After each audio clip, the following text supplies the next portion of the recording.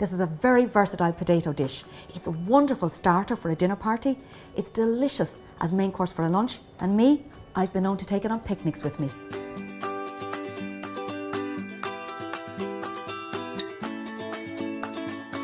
So to start with, I have my puff pastry, but the first job is to get the oven on.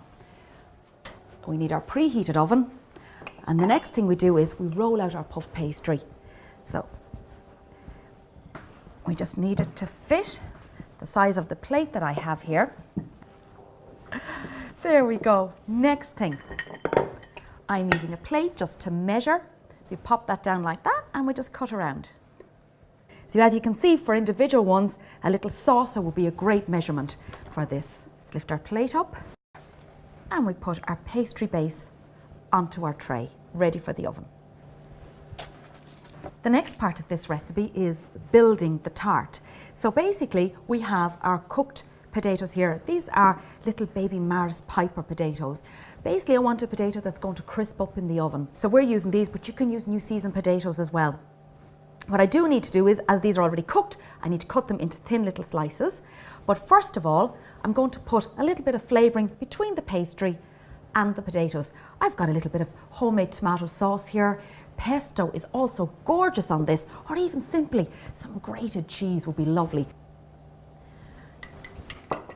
Now it's chopping board time.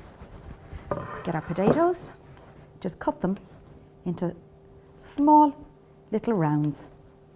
I didn't even peel the potatoes for this, I just scrubbed them really well and steamed them. There you go. So now, what we're going to do is we're just going to layer the potatoes all the way around, like this.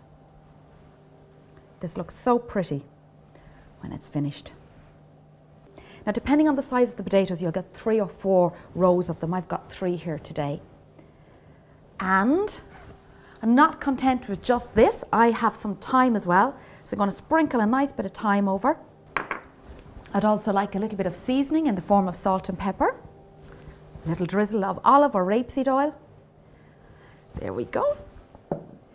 And finally, I have here some beaten egg, and I'm just going to put a little gloss around the edge. That's why I left that gap around the edge. And the beaten egg will give a lovely shine when it's coming out of the oven. So this will go into the oven, and I'm expecting to have it out in about 20 minutes.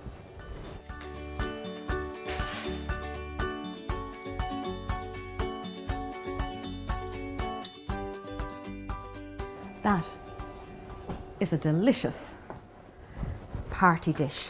I want to break it and slide it off.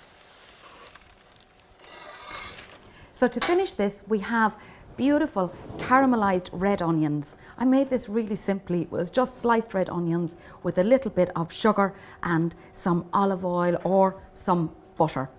But you can buy jars of this quite easy. There's lots of Irish artisan producers making delicious relishes and caramelized onions.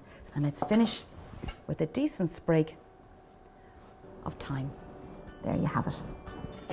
That is my caramelized red onion and potato tart.